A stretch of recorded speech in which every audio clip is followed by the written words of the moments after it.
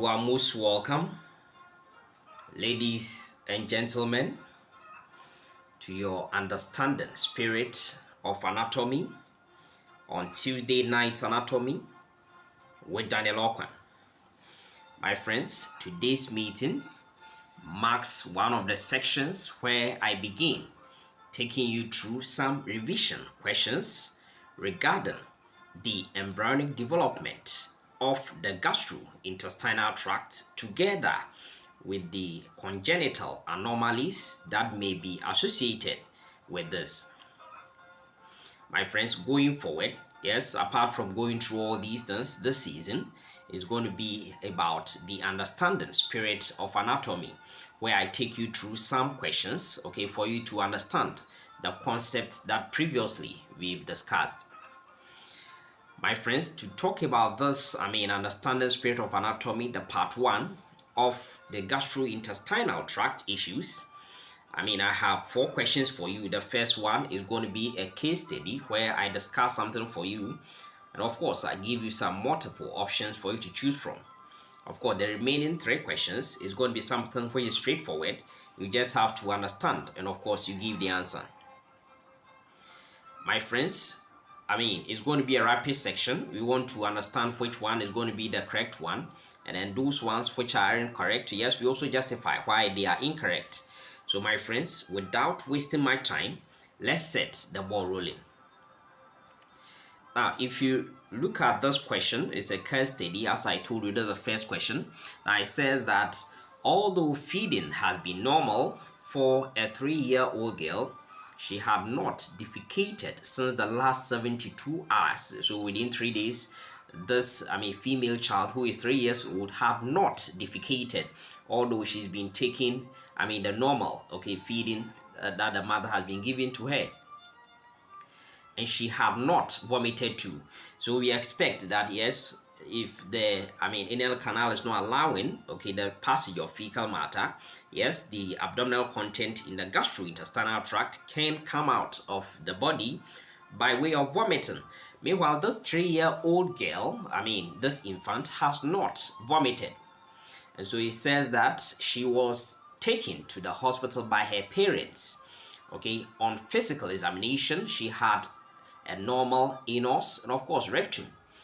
Meanwhile, upon further examination, for instance, through an abdominal ultrasound scan, it was revealed that there was a large fecal mass in the colon, especially we're talking about the terminal portion of the colon, and this was accompanied, yes, upon that physical examination of the anal canal, perianal area, it was accompanied by the release of a significant, flatus and of course feces.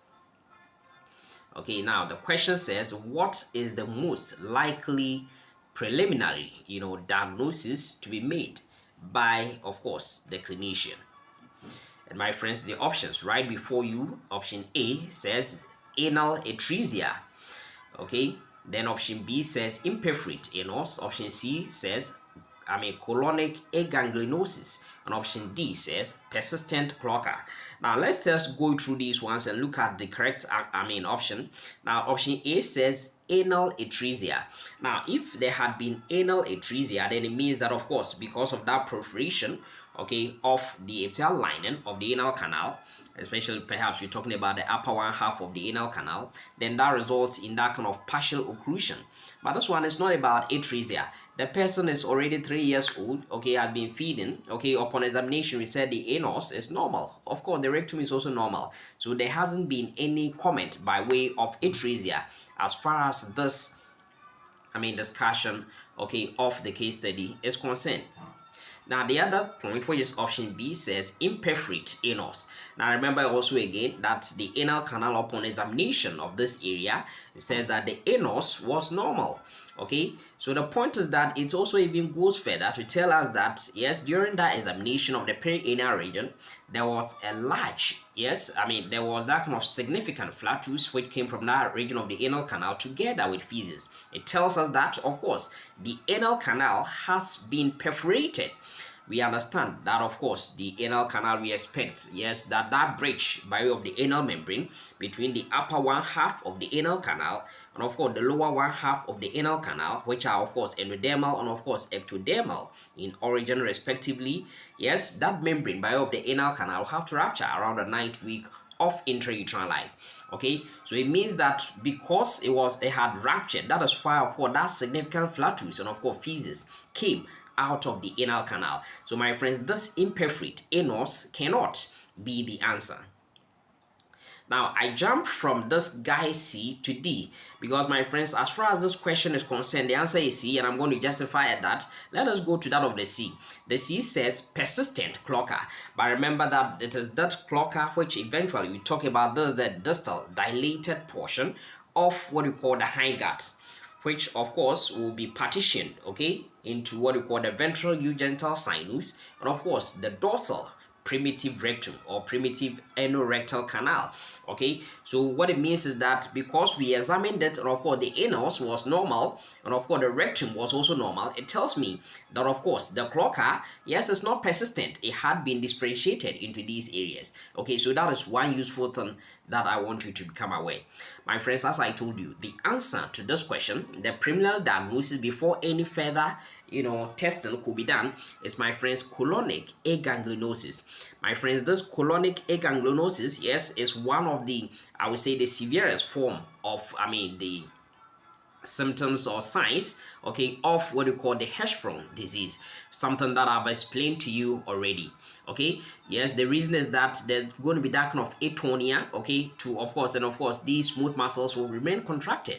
Okay, so when that happens, the lumen, okay, by way of the distal portion of what we call the colon, okay, will become more or less like obstructed. Okay, and then what will happen is that, yes, fecal matter may back up and even go to even the areas, may even lead to an area of the what we call the small intestine. So I want you to understand this, that it is a form of Hirschsprung disease, aganglionosis. So what ganglia are we talking about? We are talking about, of course, the submucosal nerve plexus, okay, the ganglia over there. Of course, something we can also call the Meissner's nerve plexus, together with, of course, the myenteric or the Urbach's nerve plexus. Okay, we are talking about the parasympathetic component over there, okay, because we know that there's the parasympathetic which is supposed to ensure that there's peristalsis, okay, and there's this kind of, proportion of what we call, the content in the colon, okay, so that it doesn't get compacted over there. And that is why upon examination, when this area was opened up, okay, there was that kind of significant flatus emerging from this area together with fecal matter. Okay, so please understand these things. Now, justifying this, okay, so that's what I'm just trying to tell you. Okay, we've justified why the other ones are wrong. So by way of the correct answer, my friends, one thing we've discussed already is that this Hirschsprung disease is otherwise known as congenital megacolon. And why is this so? We've said that, yes, this time, this is the normal, intestine, you can see the diameter, but it gets to this area and you can see that it has become abnormally, enlarged at this point, where you can see that it is dilated, okay, it is filled with, of course, fecal matter together with, of course, a flatus in here. So I want you to understand that. Now, why has it become enlarged? It has become enlarged for the reason that this area, terminal portion of what we call the hindgut over here, what we see is that instead of having all these, myenteric and of course Urbach's nerve plexus, Urbach's nerve plexus and of course submucosal nerve plexus, okay, which are supposed to be, now remember, there are actually these ganglia, okay, these ganglia, yes, they are considered to be part of what we call the peripheral nervous system, enteric nerve plexus. Okay, supposed to come from something we call neural crest cells. So the neural crest cells are supposed to migrate over here. The neuroblasts, okay, are supposed to dwell over here, and of course, form these nerve plexuses or ganglia that we are talking about. And failure for the migration, or sometimes the migration may take place, but what is going to happen is that these neuroblasts, okay, which came from, of course, the neural crest cells, will be, degenerated. Okay, and in such a case, what's going to happen is that this area will experience some kind of, all these things I'm talking about, mainly atonia. And so when that happens, and of course peristaltic movement is not taking place over here, then what will happen is that the fecal matter will build up proximal to this area where we don't have ganglia in here. And so the parasympathetic nervous system is not working at this point. So the muscles are not contracting, and the movement of the fecal matter is also not taking place. So it will get compacted over here. And that's why proximally this area will be of course filled with of course fecal matter and of course gas. Now as far as this ganglionic, I mean colonic, what do you call it, aganglionosis, okay, is concerned, one thing I want you to understand is that most of the time, although it is rare as far as the Hirschsprung disease is concerned, yes, we find it in about 2 to 3, 13% of individuals with of course this Hirschsprung disease. And I want you to understand that in such a case, there's kind of, tonic contraction. Okay, I want you to understand there's that kind of tonic contraction, okay, to this area where we don't have the ganglia over here. And of course, and when that happens, there's also going to be accompanied by something we call inadequate peristaltic contractions. Okay, so I want you to understand that. Now, because there's this kind of tonic contraction and this area becomes a bit occluded, then the fecal matter, the gas is building up over here.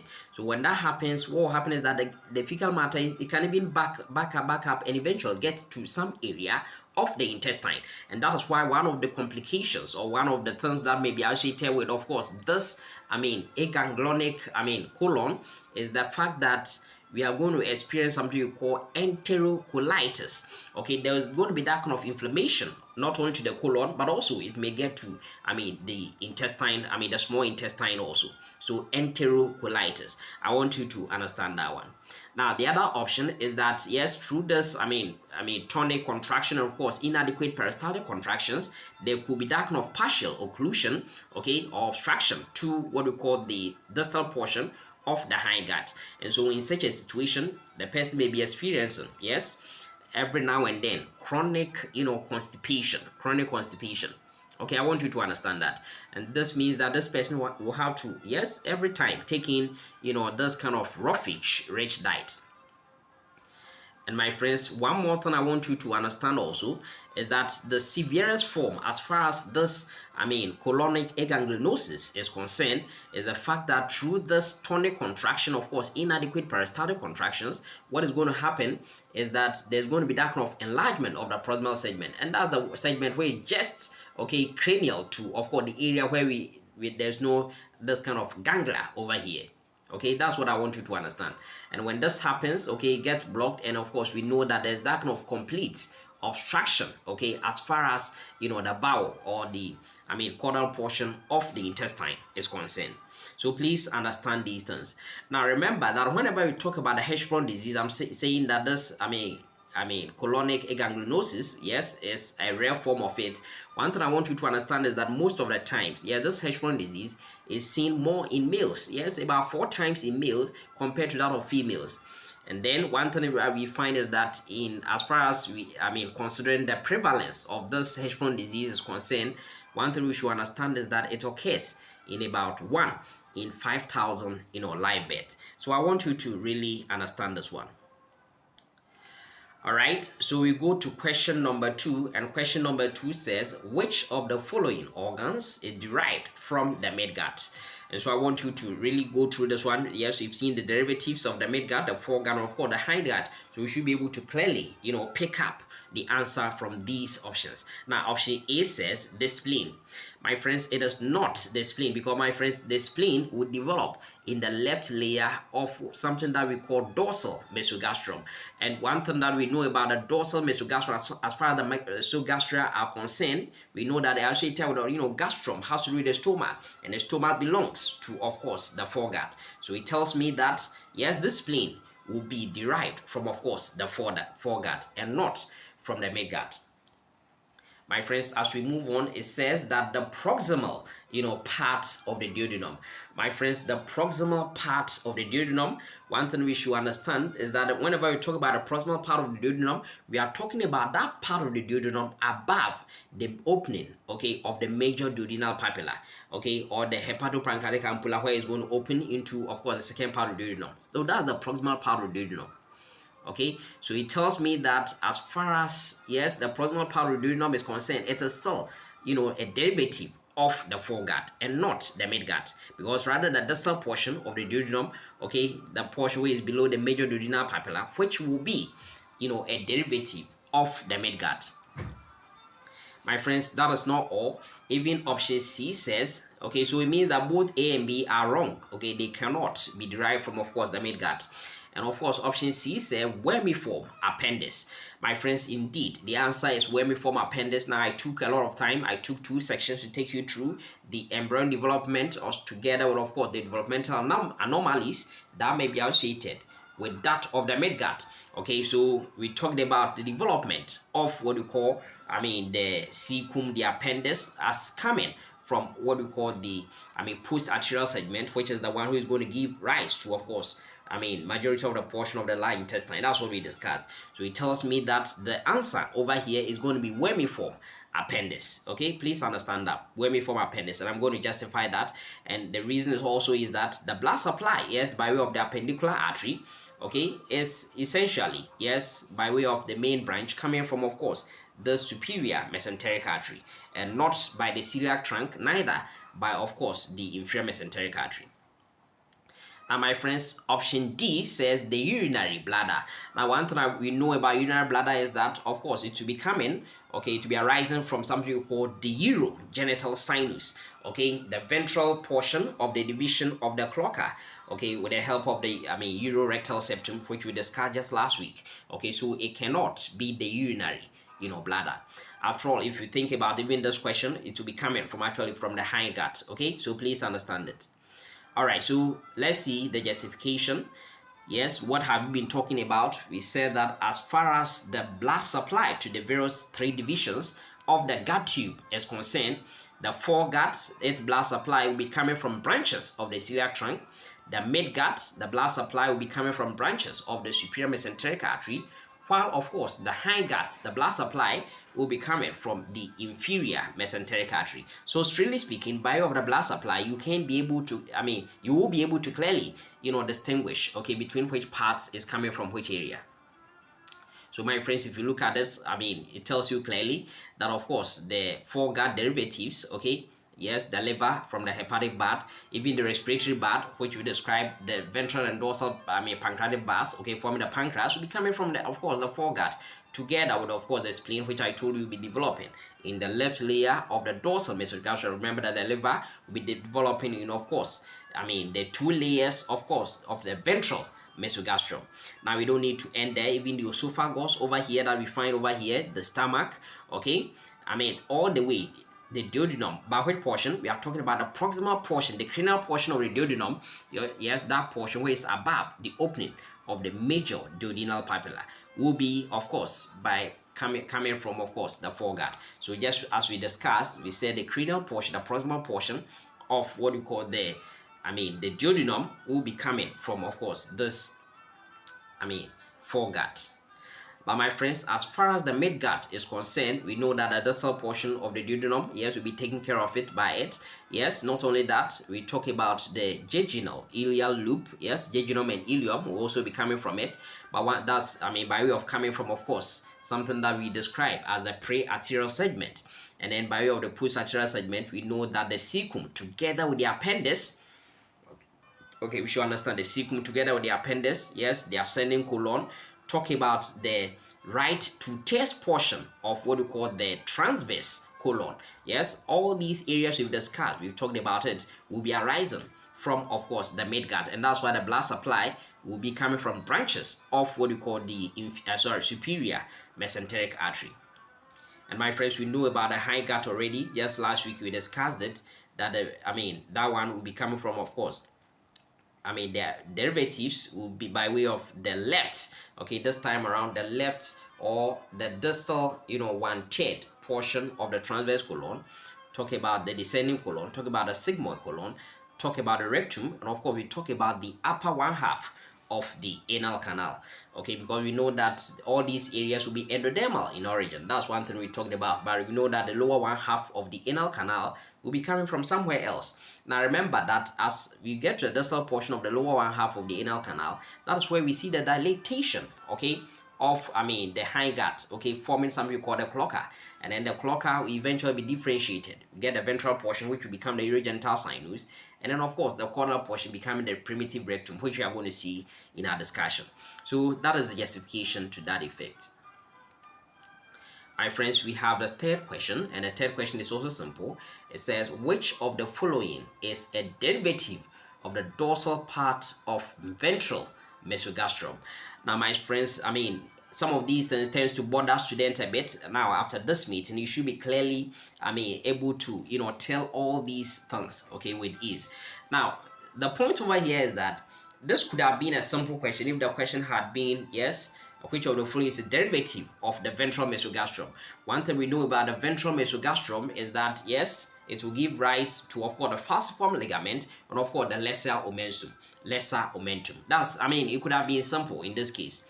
Okay, and then all those remaining ligaments associated with the stomach, yes, will be by way of what we call the greater omentum, will be coming from, of course, the dorsal mesogastrum. But let's just look at the options over here. Now, option A says falciform ligament. Now, remember that I've mentioned that the falciform ligament is derived from, of course, the ventral mesogastrum. But my friends, there's a catch over here. The point that it was made in the question says the dorsal part. Okay, now the falciform ligament, I'm going to explain to you. We know that it connects, okay, of course, the liver to the posterior aspect of the anterior abdominal wall. So because I know it's attaching to the anterior abdominal wall, then it cannot be the dorsal part, okay, of the ventral mesogastrum. But my friends, rather the ventral part of the ventral mesogastrum. So my friends, it cannot be the falciform ligament. That's the clue that I want you to become aware of. Now, option B says hepatogastric ligament. Hepatogastric ligament. Now, remember that I told you that apart from the falciform ligament, the other derivative, which will be, of course, the dorsal part of ventral mesogastrum, is, of course, something we call the lesser omentum. But my friends, in these options, we don't see lesser omentum. But what I see over here is hepatogastric ligament.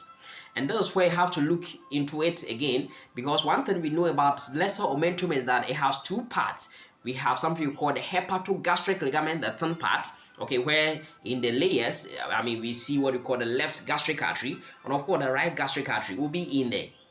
But my friends, we are talking, there's another part of this, lesser omentum, something we also call the hepatoduodenal ligament. Hepatoduodenal ligament. So my friends, if you don't see hepatogastric and you are seeing hepatoduodenal ligament, my friend, we are talking about, yes, the two parts of the lesser omentum. So both of them will go. So my friends, as far as this question is concerned, the answer is option B. Hepatogastric ligament and also hepatoduodenal ligament, but also in simple terms, lesser omentum. Which often, yes, they will attach mainly as far as attaching to the stomach will be to the level of the lesser curvature of the stomach.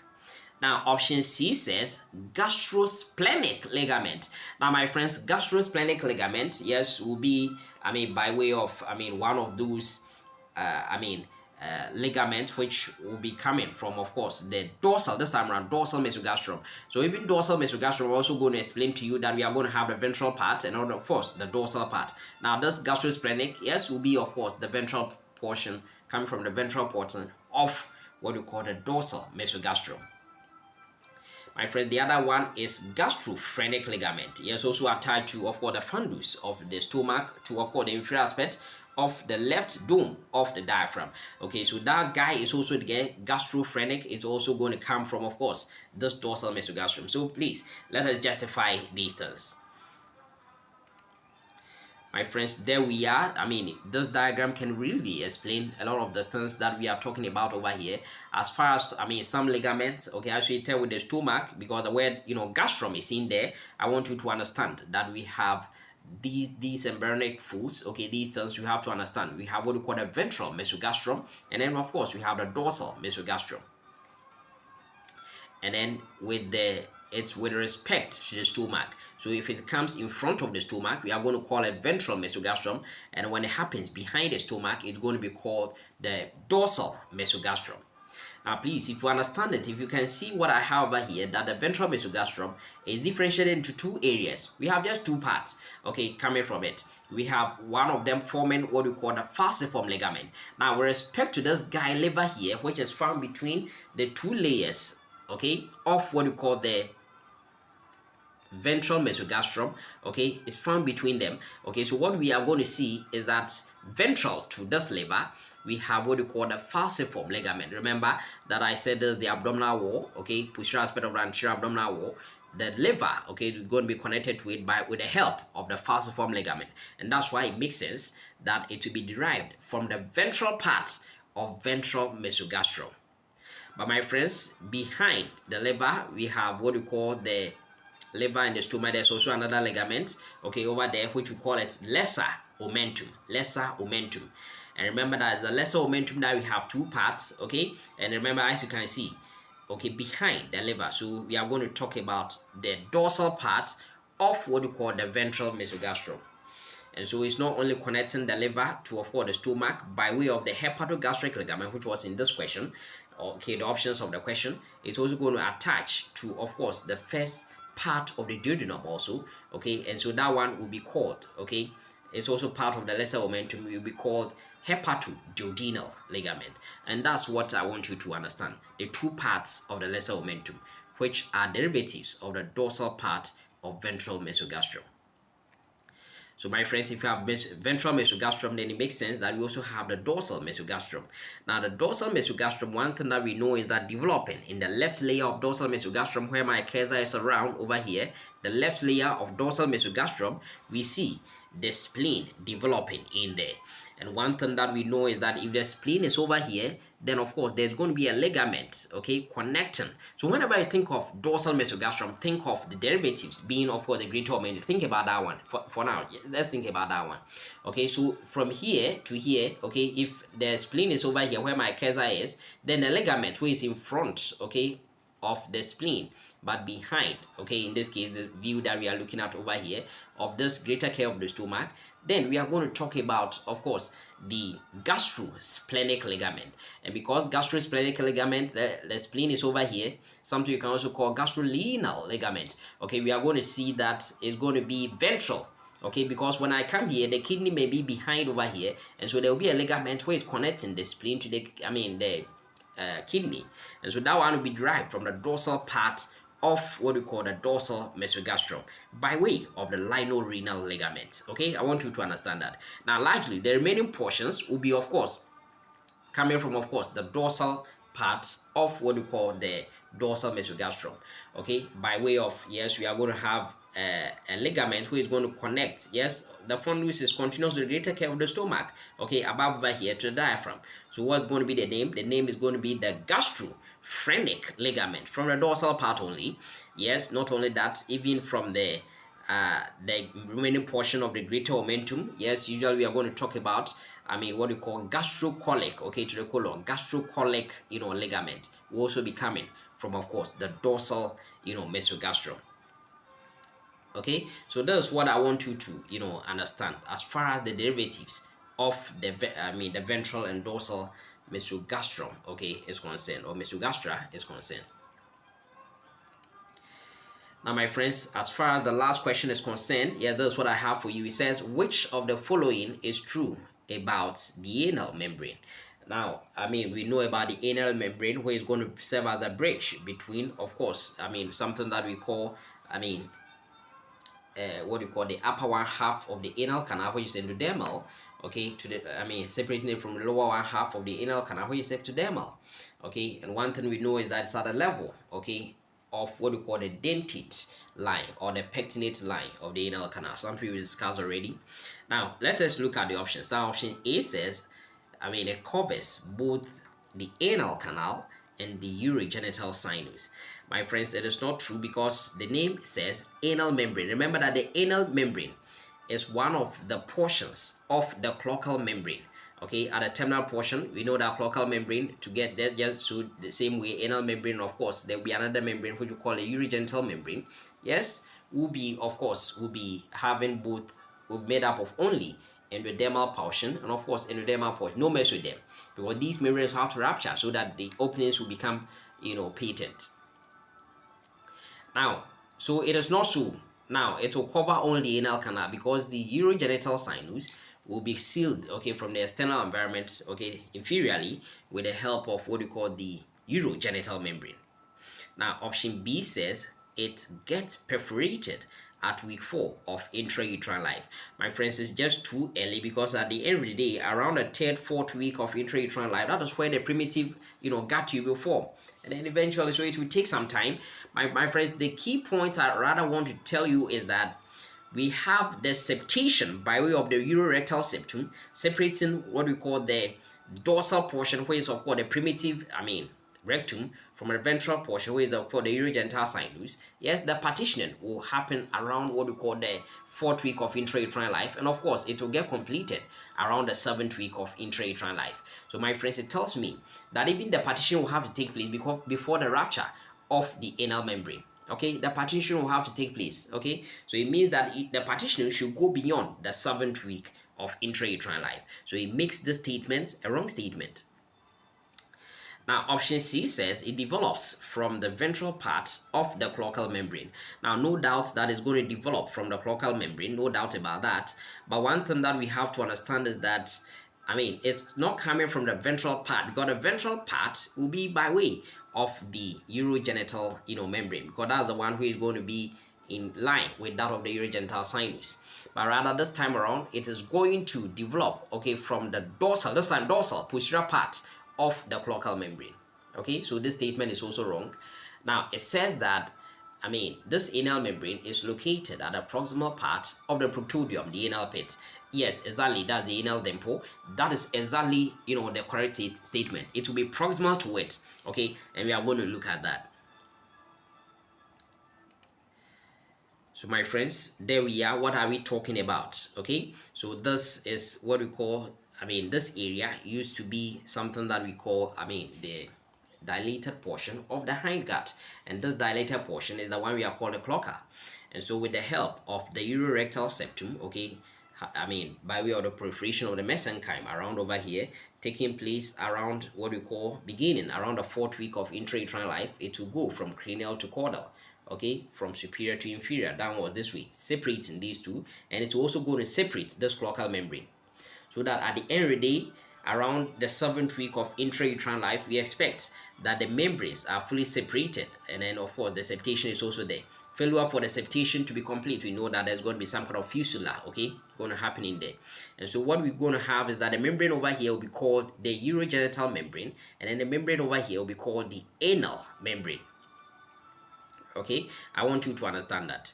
But one thing that we have, we need to understand is that it's not we are going to, from the outside over here, we are going to have the proctodeum, okay, going in there, which is ectodermal, which is also called anal pit or anal dimple, okay, is going in there, and then it's going to form, okay, so the membrane which will be separating the upper one half of what we call the anal canal from the lower one half of the anal canal will be by way of the anal membrane, which will have to rupture. Okay, my friends, it's going to rupture rather around the 9th week of intrauterine life. I want you to understand, not the 4th week, the 9th week of intrauterine life. That is when it is going to get, ruptured. Okay, that's when it's going to get perforated. Okay, over here, please understand, these things. Okay, so all right, as far as today's, yes, understanding spirit of anatomy is concerned, that's where we end the meeting. Going forward, there's the first part. We'll be going through all these things, okay? So as far as the embryology, the gross, the microscopic anatomy, okay, all these things are concerned, I'll be bringing questions, okay, in rapid section within few minutes. We discuss them. I'm very grateful for your time this evening. Have a good night, all of you, and may the good Lord richly bless you. Amen.